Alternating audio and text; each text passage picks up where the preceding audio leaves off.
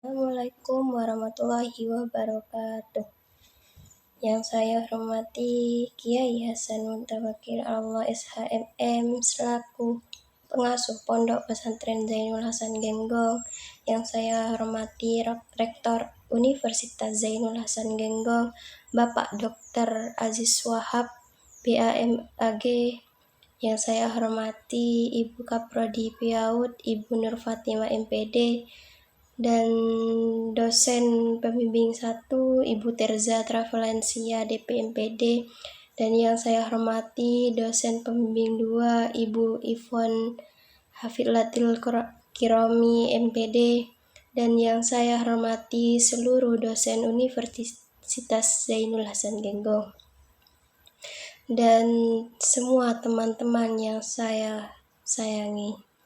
Saya Elisa Zekaria dari Prodi PIAUD Fakultas Tarbiyah akan mempresentasikan tentang proposal saya yang berjudul Peran Guru dalam Mengedukasi Anak tentang pentingnya gizi seimbang di RA Raudatul Hasan Condong.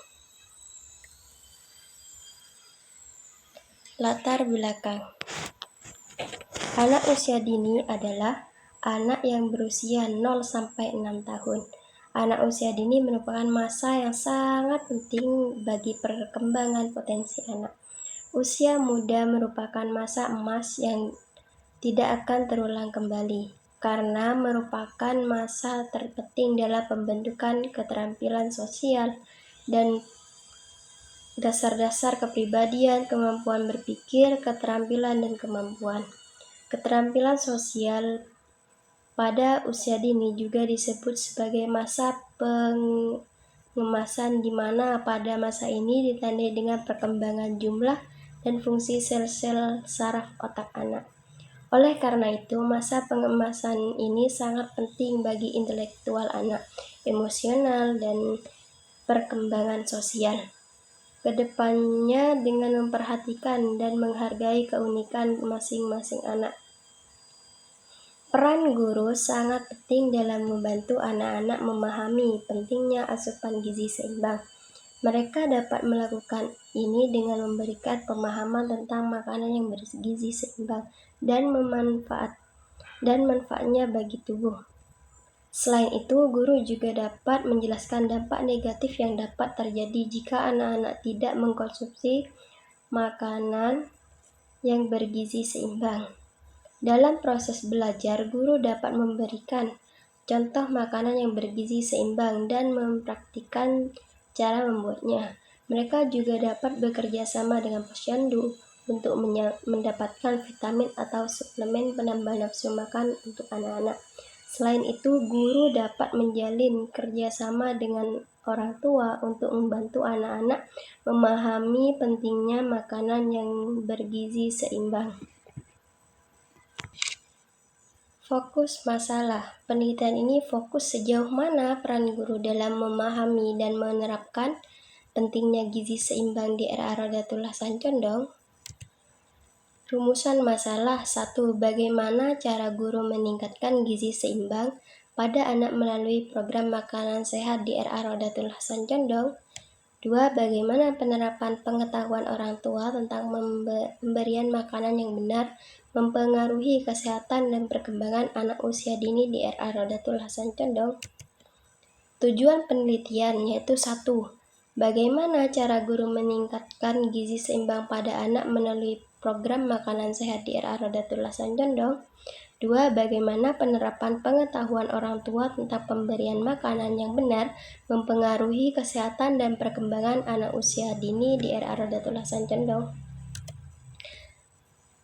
Di sini ada kajian hasil penelitian terdahulu. Di sini ada Ika Yuliana, Dian Miranda, Lukmanul Hakim. Judul penelitiannya Peran Guru dalam Mengenalkan Makanan Bergizi Seimbang pada Anak Usia 5-6 tahun. Guru berperan sebagai inspirator dan fasilitator. Yang kedua, Nurjannah. Judul penelitiannya Meningkatkan Minat dalam Makanan melalui Bergizi Cooking Class Anak Usia Dini, yaitu umur 5-6 tahun.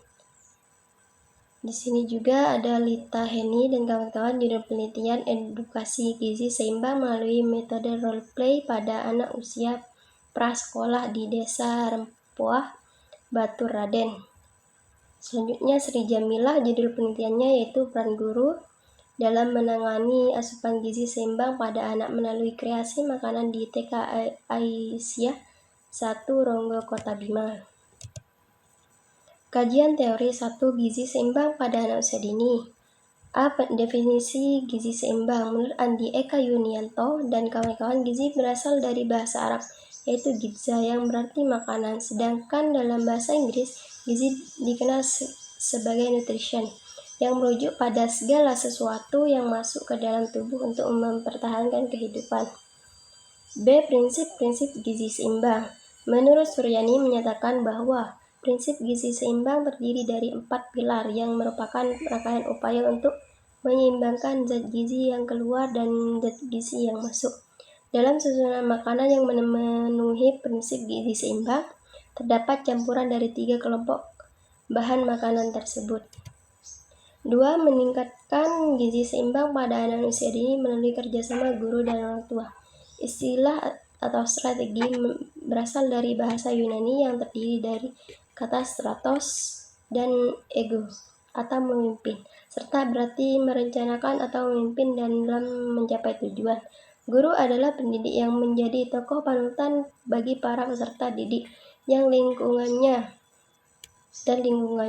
karena besar pengaruhnya terhadap perilaku dan belajar para siswa yang memiliki kecenderungan meniru dan beridentifikasi.